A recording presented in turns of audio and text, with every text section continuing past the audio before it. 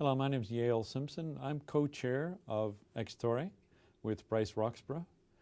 This is kind of an end-of-year roundup on the company. We've accomplished a lot this year, and we want to get a bit of kind of flavor as to where we're going in the next quarter and where we're going in the next year.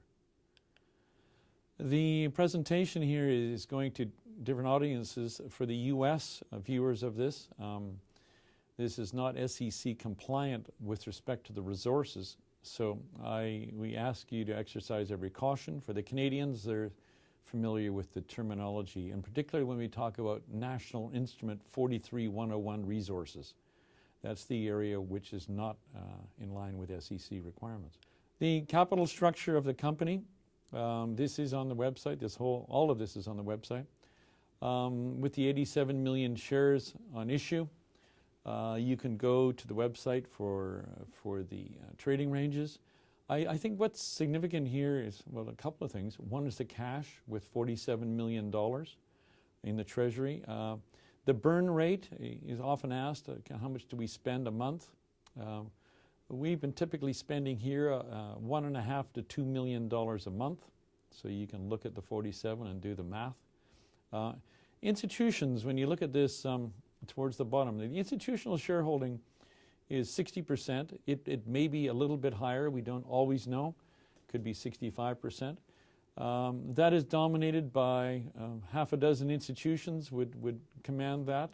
There has been disclosure of one institution who has almost 9.9% of that. That's the Oppenheimer Fund out of New York, Precious Metals Fund. But a number of other name funds account for a good part of that 60%. I'm going to show a video in a minute. You'll see it come up. But just in terms of the locations of the projects, of course, Extorre was part of Exeter. The spin-out was in March of 2010. And all of these Argentina properties, of course, came across to the new company. The red bubbles you're seeing here represent the projects. I'm not going to talk about all of them. I'm going to talk mostly about the ones to the south. There is one property there called Don Sixto.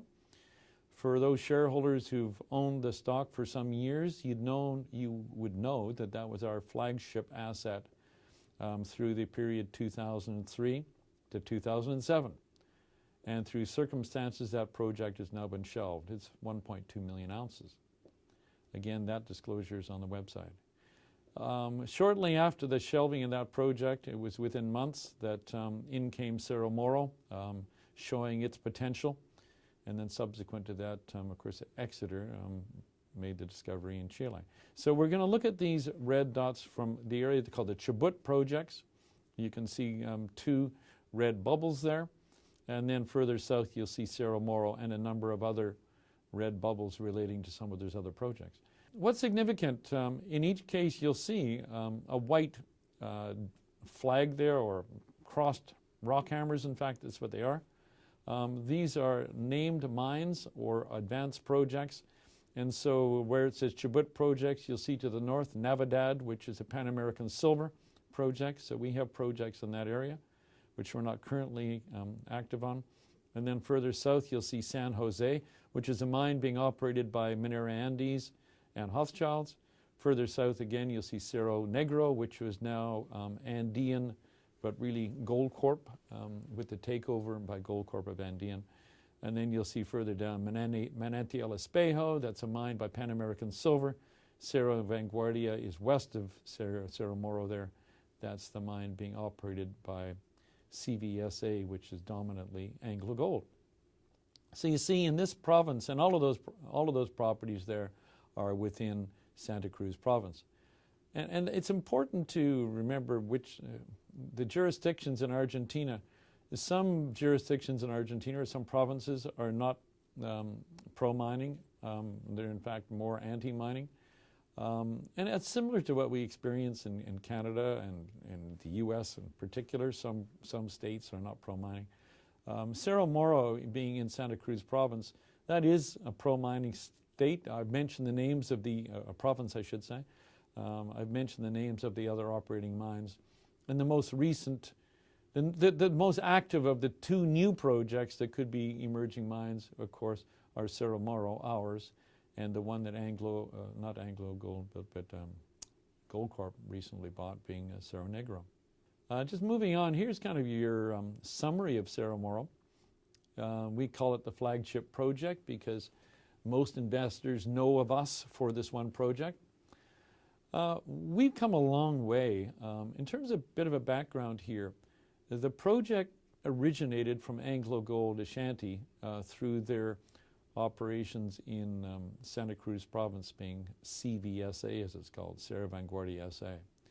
Anglo Gold had the property. They had done some drilling on it, but hadn't really found, well, certainly hadn't found Escondida and some of the other high grades. So now with 1 million ounces, if I'm take the liberty of kind of throwing all of the resources together in a single category, with 1 million ounces kind of deposit here, we're modeling now an 8-year life. So we've gone through all that discovery period. We've drilled, I think today, maybe 1,100 odd drill holes in the property.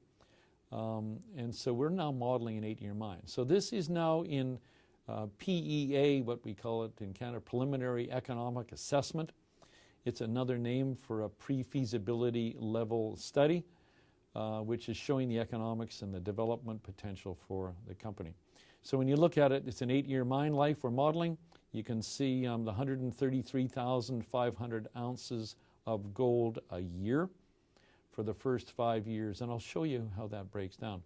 And I'm going to say here, when we talk about typically on Cerro Moro, typically 40% of the value of the project relates to silver itself. So when I say gold equivalent production, it's actually 60% of that would be gold, and the other 40% would be a credit, a gold credit based on the silver co-product.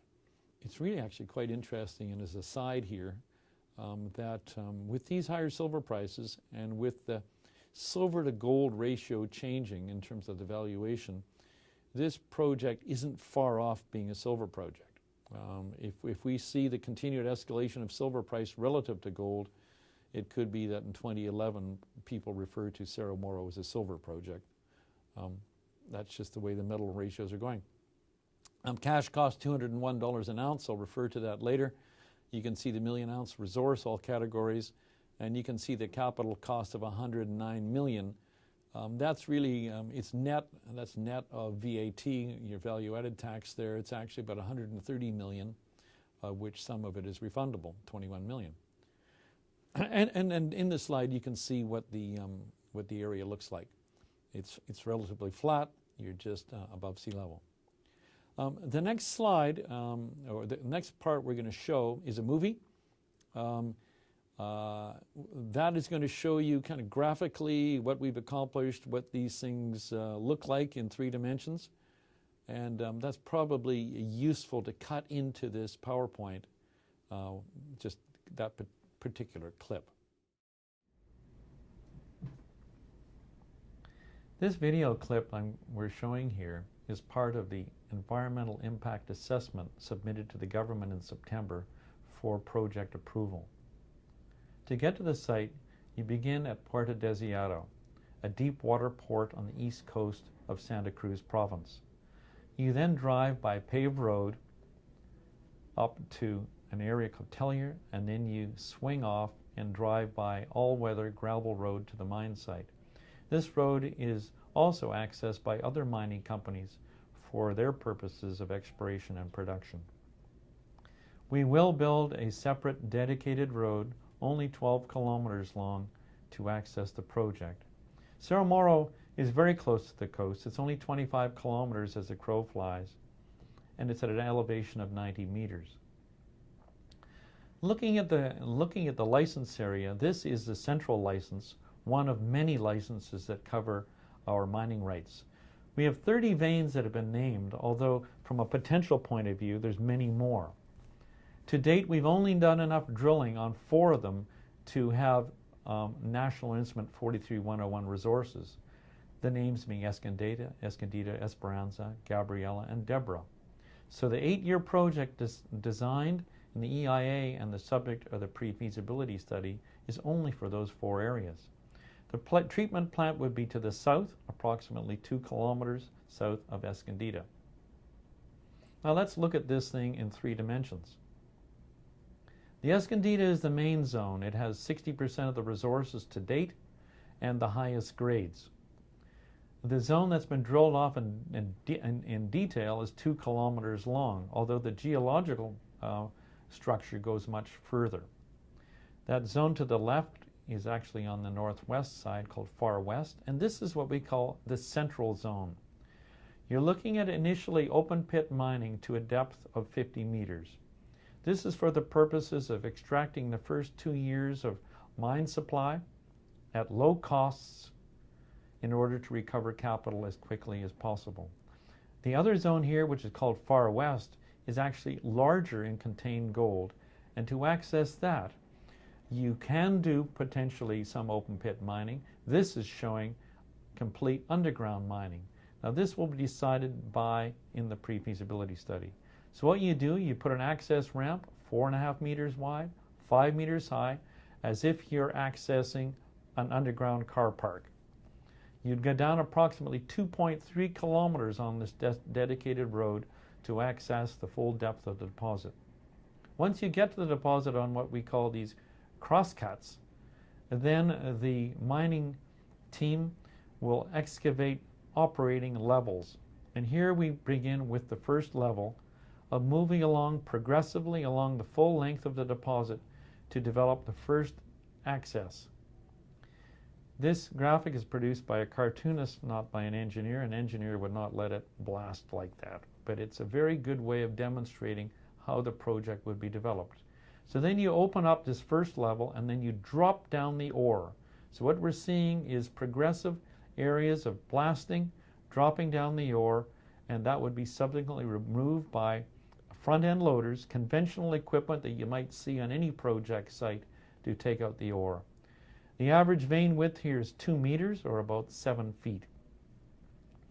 To the right and above it, you can see part of the open pit. Now we would backfill it. We'd fill the open void with waste rock to help maintain the stability of the underground workings. You can see this would be a typical front-end loader to recover that ore. It would in fact be broken up into much, much smaller pieces than that. The average size would be about 12 inches. And that would be then taken by front-end loader, put into a truck, and the trucks then would 25-ton trucks, which would come out of the mine to the plant. So you develop the first level, and then the second level, and then subsequent levels. And this process would be repeated over and over for different parts of the mine over the mine life. So you can see here different areas of underground mining, not only for Escondida, but some of the other zones. So the ore would be trucked then on these 25-ton trucks from the mining areas, of which I mentioned there's 4 in the original, in the mining plan, to the treatment plant. The distance is pretty close. We picked an area which is fairly flat and where we've identified very little potential for gold at depth. In fact, we have ruled out the potential for any ore at depth. The process is by way of crushing. You have a primary crusher. You have 2 secondary crushers. You can see these crushers here. And then we stockpile that crushed material and take it then through what we call ball mills. You can see these behind this, there they are here. These are 2 ball mills to take that broken ore right down to very, very fine size. It would then be sized in cyclones and then separated by both gravity and flotation circuits to separate the gold silver. This project would not sell a concentrate. We would be producing gold, silver, doré to be sold directly to refineries. This view will now show the leaching circuit. This is a typical leaching that virtually all of the mining companies use. The thing about this one that's a little bit different is that we plan to thicken what we call the tailings or the product without any metals left, and to do what we call dry dry waste disposal. In other words, we don't see having a tailings pond as is traditionally known in the industry. We see the tailings being dried, devoid of any minerals, deleterious minerals, and then we would truck them back and do what we call co-disposal. Those tanks there are the thickeners to generate this dry tailings, which would then be picked up by the same trucks that are dumping the ore, would then take the tailings for co-disposal with the waste rock. This is a very innovative way. It really represents kind of the state-of-the-art way for disposal of not only the tailings disposal, it's a good way of minimizing water usage and minimizing the environmental footprint. That's what the project would look like. You can see this truck leaving the plant, moving back towards the mining areas for co-disposal of tailings, and that's what we would see here. Like I said, a very innovative approach, probably rated as the industry standard for environmental management. Having seen the movie, this is basically showing a map of much the same area. It's showing you can see it's 90 kilometers to the deepwater port. That was mentioned in the movie clip. Puerto Deseado, it mentions the 20,000 people, again, that are there. Many of those, there is a significant incentives for employment creation because there is significant unemployment there, and the power grid, it refers to it there as well. It's an 80-kilometer power hookup. The Cerro Moro resource.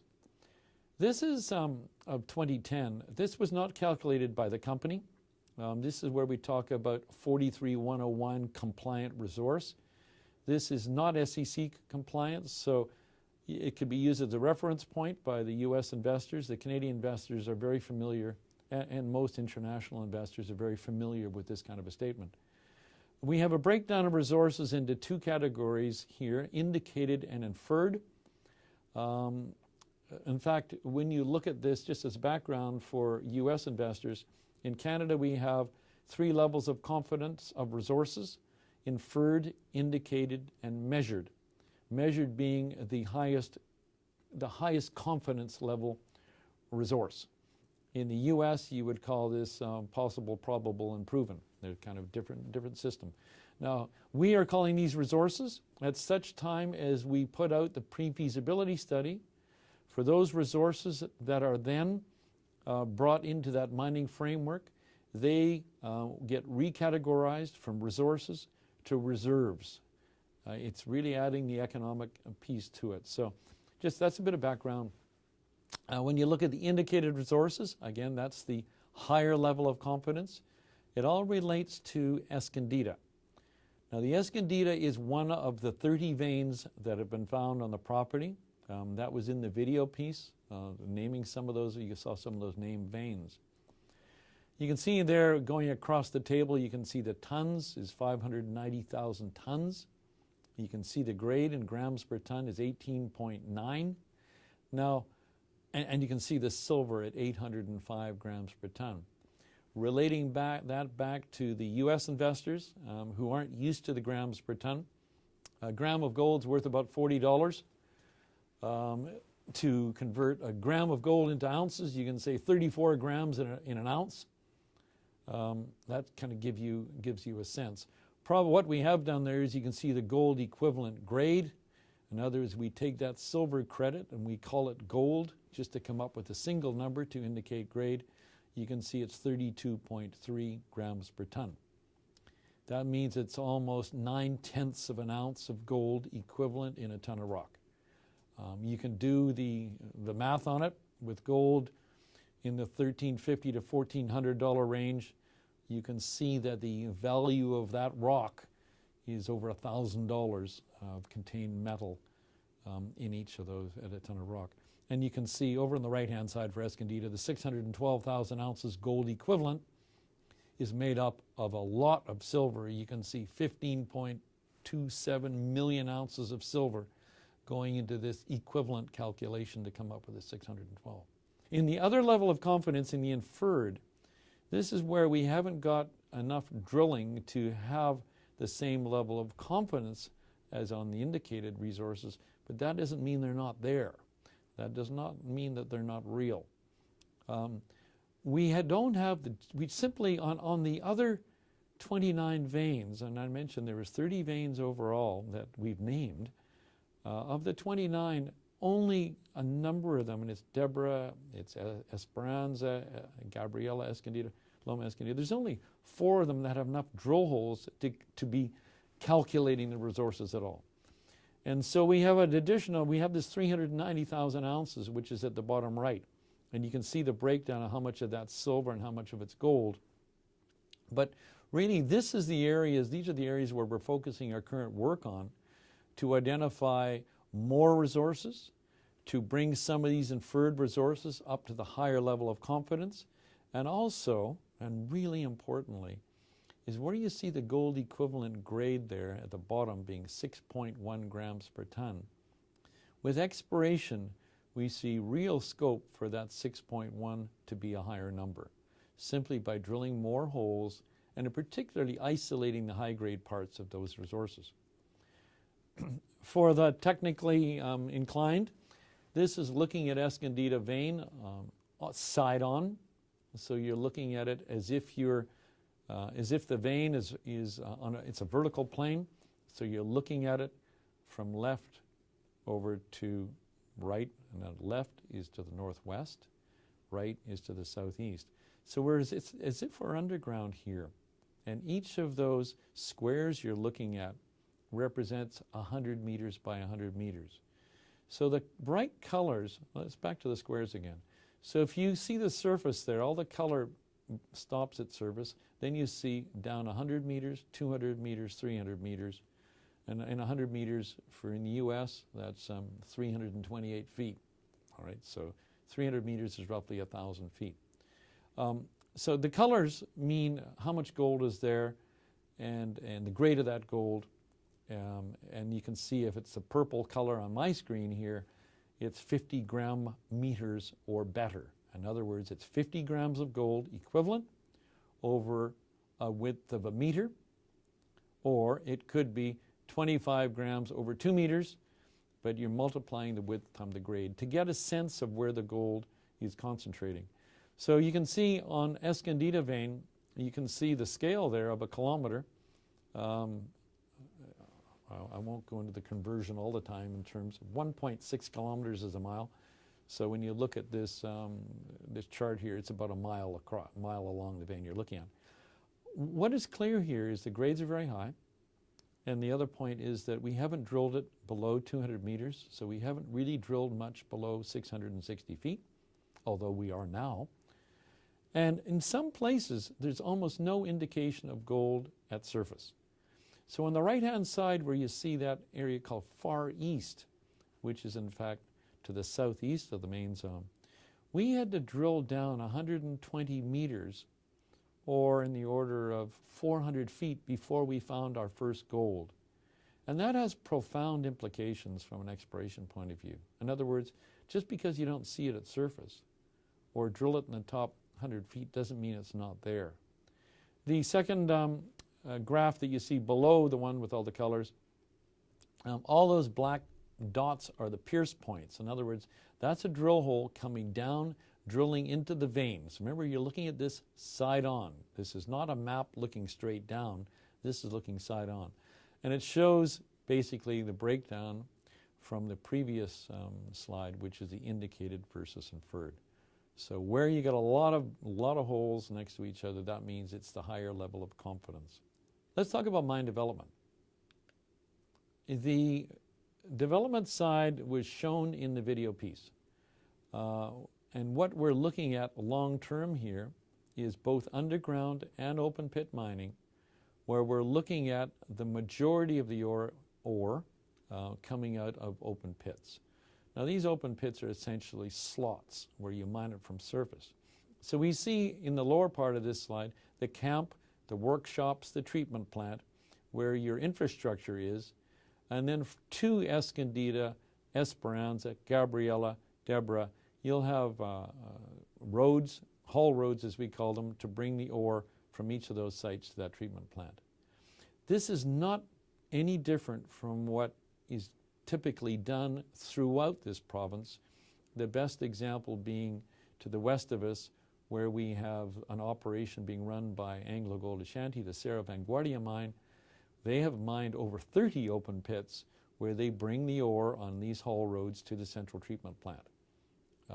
That mine has been going, just as an aside here, that mine has been going for something like 14 years, producing 250,000 ounces of gold a year. They're only just now going underground. They've enjoyed 14 years of surface mining. That's the scope of these systems. The development, back to what I was talking about, the preliminary economic assessment is a version, if you like, of a pre-feasibility study. I mentioned the open pit and underground mining. I'd previously mentioned 8 years of mining at 750 tons of ore per day. The total LOM means the life of mine output is this 21 million ounces of silver in addition to the gold. That's why I was mentioning that there's a very, very high silver component to what's happening here. First 5 years of production is this, what I mentioned before, 133,500 ounces gold equivalent a year, and I'd mentioned the capital cost. I will go into the flotation circuit, the full treatment, including flotation, shortly. This was shown somewhat in the video. Not all of the ore will be mined from surface. Some of it will be mined underground. And in particular at the Escondida zone, which you're looking at here, all of that in color is the Escondida zone. That is being mined predominantly on the western side there, called Escondida Far West, to the west, by underground. The financials on this we put in here. I must caution you here. When we did this work, and it was done with consulting group, we didn't do the modeling here. The metal values we're using here are not today's values. We were using $950 an ounce for gold and $16 an ounce for silver.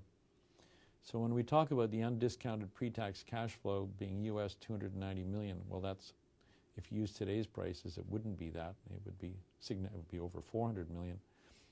But just going through, this is, gold prices moved up strongly, et cetera, et cetera. So if you look at the internal rate of return pre-tax, you can see it's 57.6%. If you look at the free tax, the after-tax IRR, as we call it, after tax is 43%. This is not today's prices. You can see the years to pay back 1.77. In other words, it's taking that 130 million, which includes the VAT, saying how long would it take to pay it back out of cash flow. Well, this is based on these prices. I dare say that, and there are tax credits against this. I must say, when we produced this, this is on a project basis, not a company basis.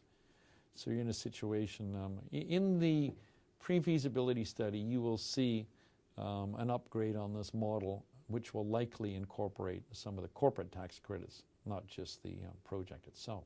I'd mentioned the 5-year, the 8-year mine life, but given that we need to do more drilling on the other veins and on Escondida at depth, we can pretty well model the first 5 years. And where you see on this chart, along the bottom, you'll see years 1 to 9.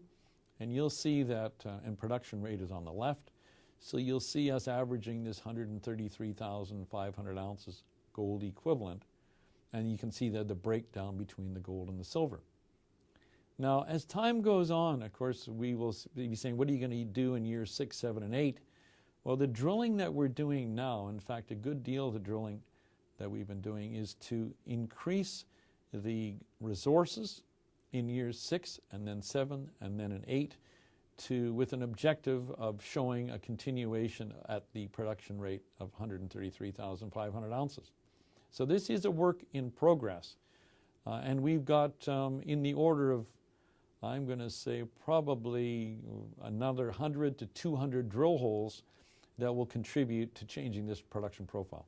The project is at quite an advanced stage. So The metallurgy, which is basically the science of recovering the gold and silver from the rock, this is being done pretty comprehensively. There's only some minor work being done now on some of the issues to do with water recovery and what have you, but that's very much late stage engineering on the project.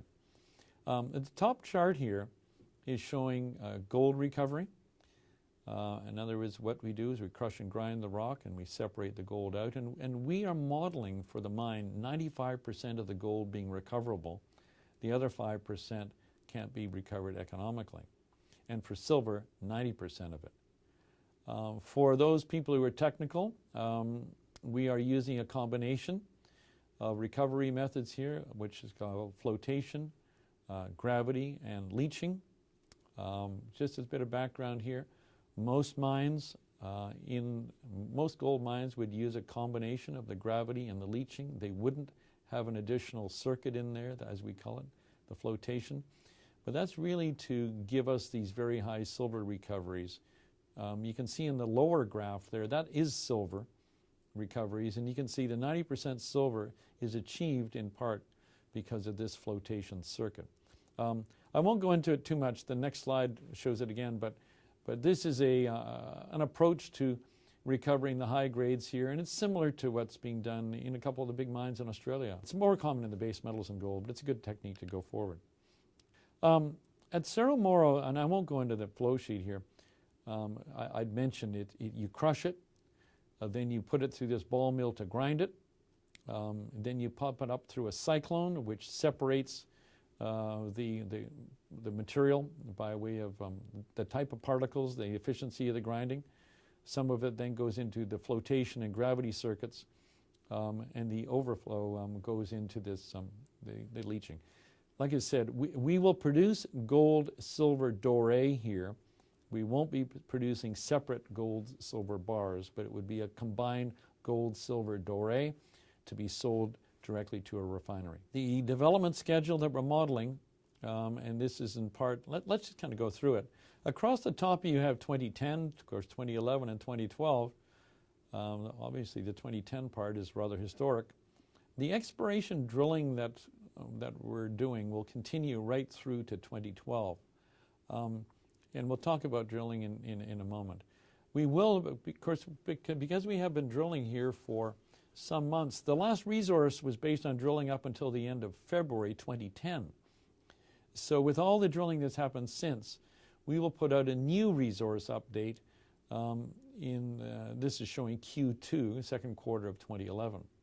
So just an update on how it's converted from inferred to indicated and how many more ounces we have found in our exploration. The preliminary economic assessment has been delivered. That's what I've been talking about. The pre-feasibility study is underway. That's being done by a company called GR Engineering Services. They're an Australian company with excellent experience on developing high-grade mines underground. And they are underway doing the pre-feasibility study, which is scheduled for completion in 2011.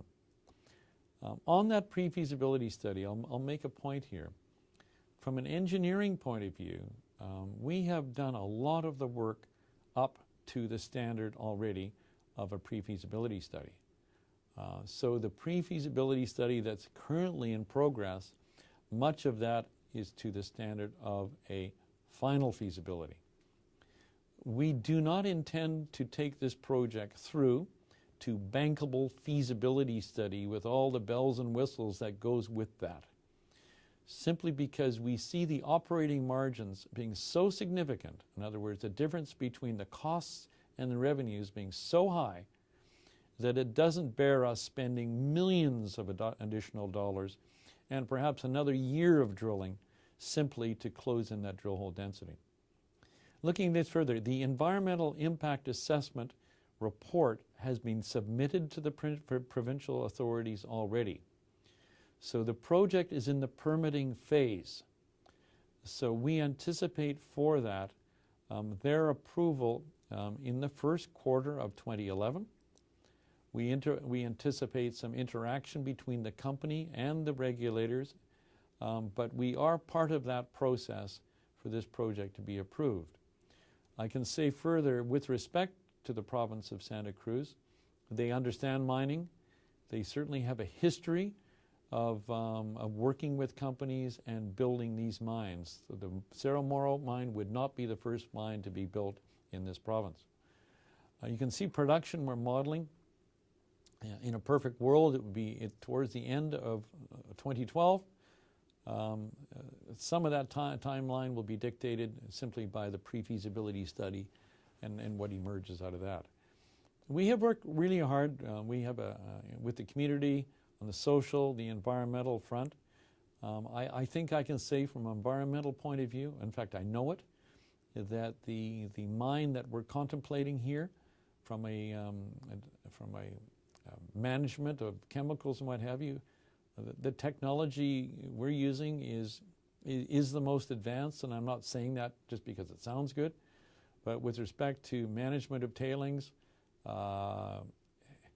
this would be setting a standard and that will be tough on anybody who follows us.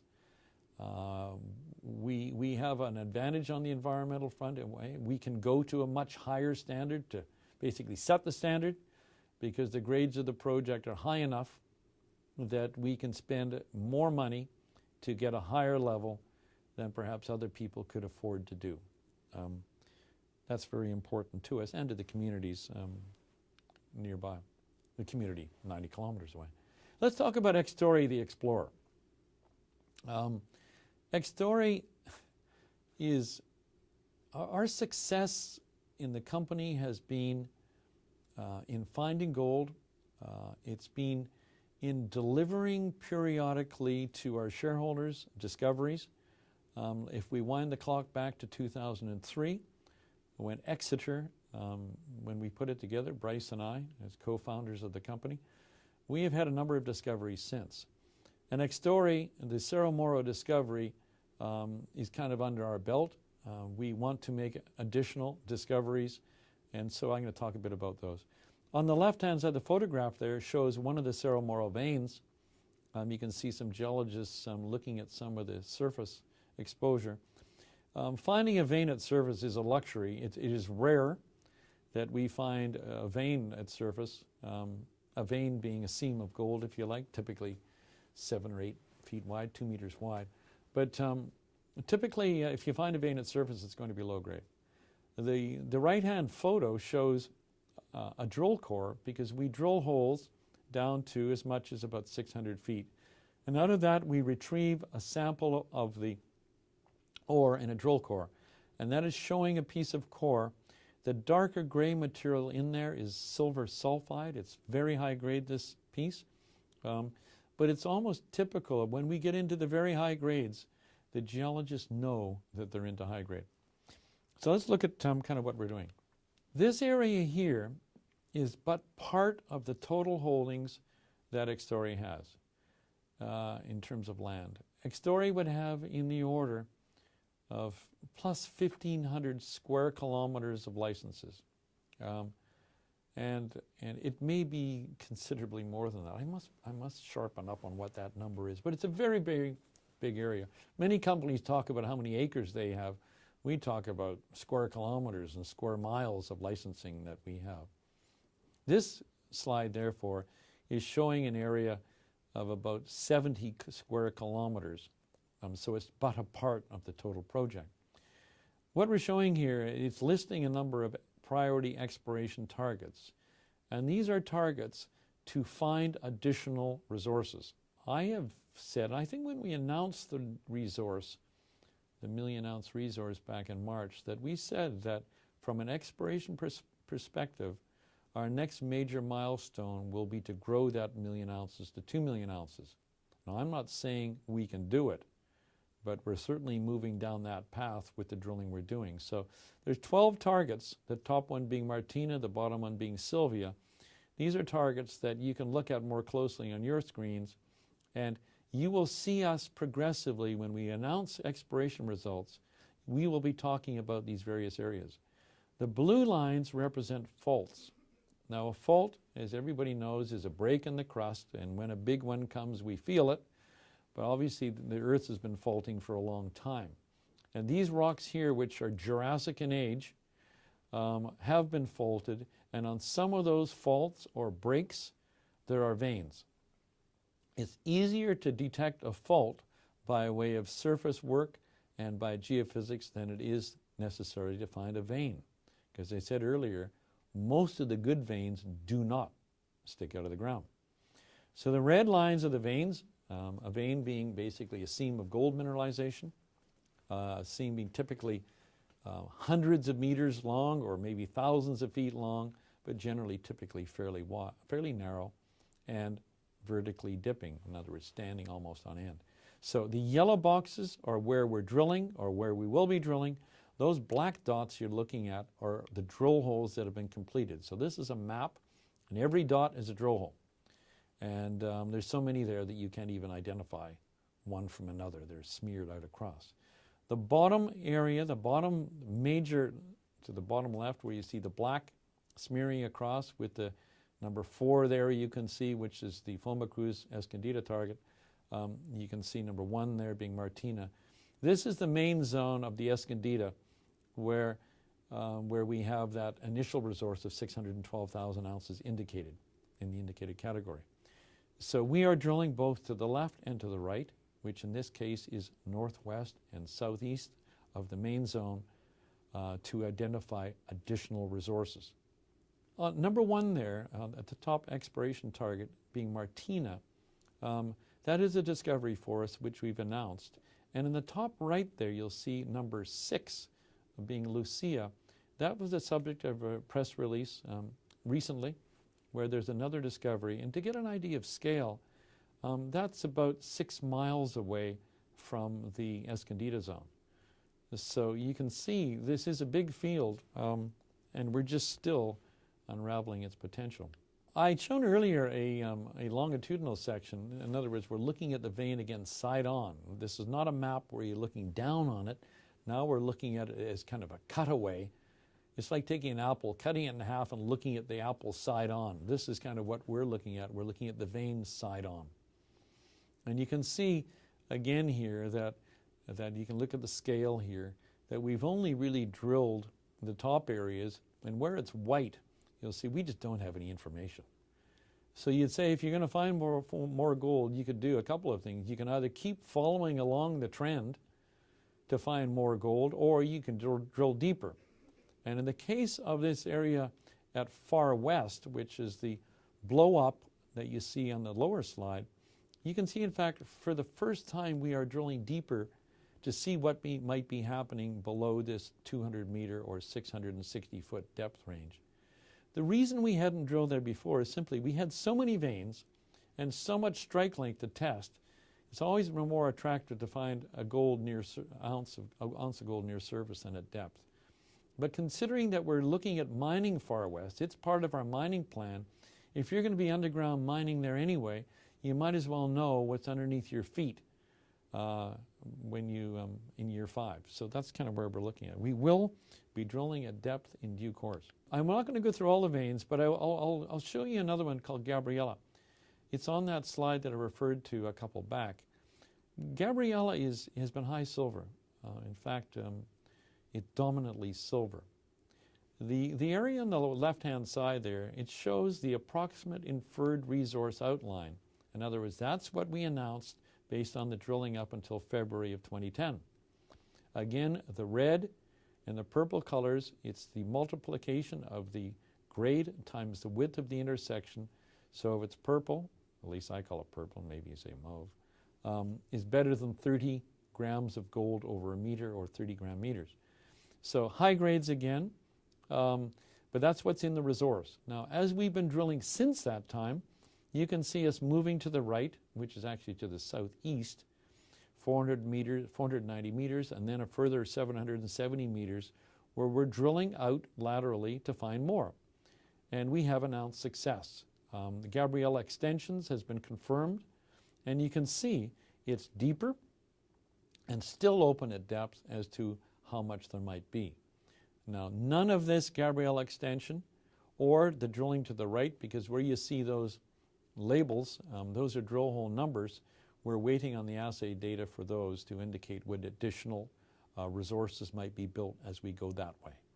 So you can see it's a work in progress at Gabriela, just the way it is on the Escondida extensions, to build additional resources. We typically have one drill full-time drilling Gabriela. I mentioned earlier that for the most part we don't find veins that are high grade near surface. We find the low grade ones, and that's useful to know which way they're going.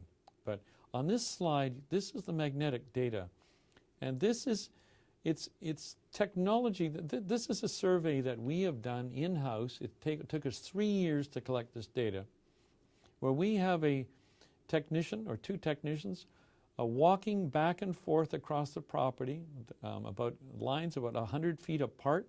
They take readings about every 100 feet, and they measure the magnetic susceptibility of the earth. Great words. What that means is, in areas where the rocks are really magnetic, they're showing up as yellows and reds and those really hot colors. And in fact, those areas are where you won't find, or we don't expect to find, much gold.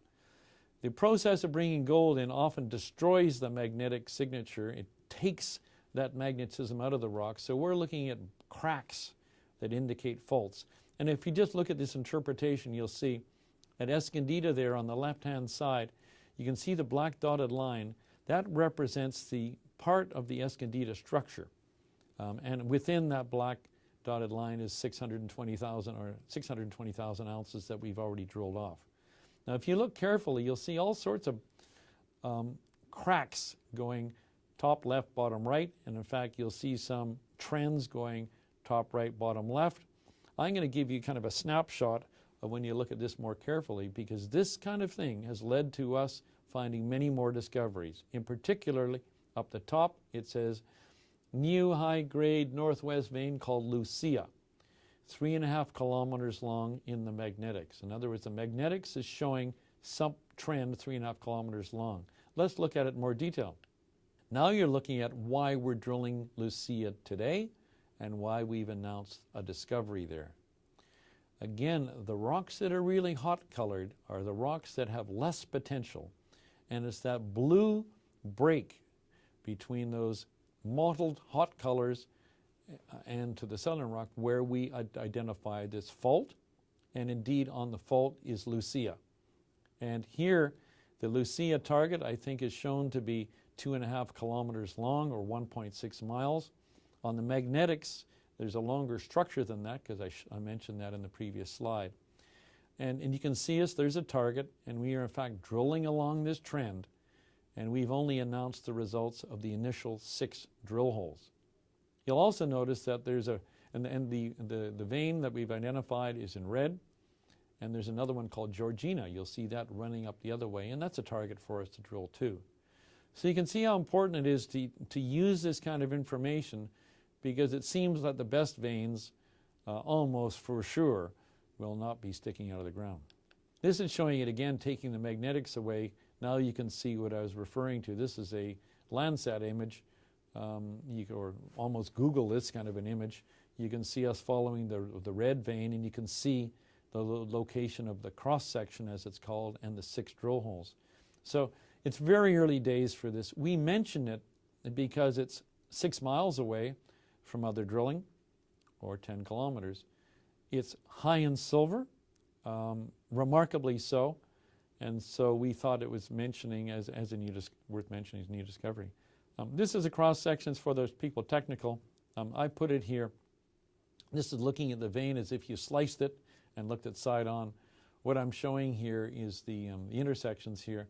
You can see the surface. It was high grade, is running 58 grams of gold and 10,000 grams of silver. That's 10 kilos of silver. I don't know what that is in ounces. It's a lot. About 5 pounds. It's about 5 pounds of silver to ton. And you can see when we drilled it, we got 5 meters at 6 grams of gold and 1,083 grams per ton of silver. That's about 30 ounces of silver per ton. This is very high grade. And you can see the drill hole underneath it hit a narrower intersection, again about 5 grams of gold, and here you come with 1,247 grams of silver. So this is, and then at depth, for some reason it got weaker. That's typical of what we find at Escondido often. You go down deeper and it might be weaker, and then you move along trend and it gets higher again. It's going to take probably at Lucia, I would see us, if or should, and this vein really display its promise, I could see us drilling in the order of 200 drill holes to 300 drill holes on a pattern of perhaps 40 meters by 40 meters, and that's the kind of work we're doing today. In fact, the drilling pattern now we're using is we're stepping out along trend. We're drilling a hole every 120 meters along strike. That's not deep, that's 120 meters apart, the holes, 120 meters, about 400 feet apart. And we're just scouting along this trend of 2.5 kilometers or 1.6 miles to get a sense of what's going on, and then we'll come in and drill it more deeply and more intensely.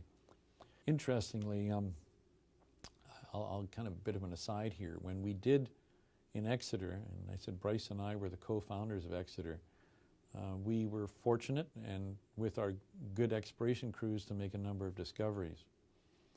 And looking at Extorre, it's about time that we came up with another one, another discovery. It's been a couple of years since Caspice was discovered by Exeter / predecessor of Extorre. So we in fact have 5 drills operating for the company now, 4 of them at Cerro Moro on the right-hand side. You can see it labeled there. But you can see these other stars called Verde, Pantudo, Falcon, Union Domes. These are other properties that we've known about for some years, but haven't drilled. Why? Because Exeter, when Exeter had all of this land, its focus became Caspice. Such a big discovery, 26 million ounces, all categories. It didn't make a lot of sense for Exeter to be drilling other targets here in Argentina. Now, that's a different matter for Extorre. In red, the red boxes you're seeing, those are the lands I mentioned. We have over 1,500 square kilometers of licenses. We have, in fact, and just a bit of geometry here, the light blue is all of the favorable rocks. Those are the Jurassic volcanic rocks that are capable, should other things being right, of perhaps having some gold. And in the red bubbles and the stars are where there are known other known gold occurrences. So the top is the San Jose mine. The one below it is Cerro Negro, which is Goldcorp's purchased recently from Andean. And down to the bottom left, you'll see Manante El Espejo. That's Pan American Silver's mine. So you can see on the left hand, and the little boxes are all the licenses held by the many, many companies. I think there's probably 50 companies operating there, maybe 30 Canadian companies exploring in the area for other discoveries. So the Verde discovery is a silver target. The Pantudo discovery is both gold and silver targets. Now I'm saying discovery here. We know there's gold there. We know there's silver there based on our sampling to date. But the drilling is over at Falcon right now as I speak. Now, when you look at this video, it may not be Falcon. It may be, we may have moved on. So we're going to drill Falcon because there have been discoveries around us. While Exeter was making up its mind as to whether or not to take on some of these things and didn't, spun off Extorre, other companies have made discoveries. Those discoveries around Falcon are made by companies called Minera IRL and Mariana. So you can look at those companies and see what their discoveries are. They're right around us. We'll be drilling down at Union Domes, which is a target south of Cerro Moro as well. We've worked that up. We found gold at surface. There are targets there. It's ready to be drilled, and then on to Cerro Pantudo. The reason we're doing this drilling is because when we go to finance a mine at Cerro Moro, we would like to be doing it off a higher resource base, which would command a higher market capitalization. In other words, try to get the share price up to another level entirely at the time we raise the money to build the mine. Now, some of that fundraising for the mine may be debt. We may take on some debt, but certainly it's more advantageous to the company and our shareholders to do that at a higher share price. Not only that, I'm a significant shareholder, and I like a higher gold price, as do our higher share price, as do our major institutions. So the fact is, Let's try to increase the market capitalization, and that is a priority for us over the next 6 months. Extorre has coverage by Canaccord, Salomon Partners. You can see TD Securities, Delman Rose. We cannot release this, but you can look at the contacts here. I invite you to contact them as to whether or not they can pass on to you some of that research. So that is the Extorre story for December 2010.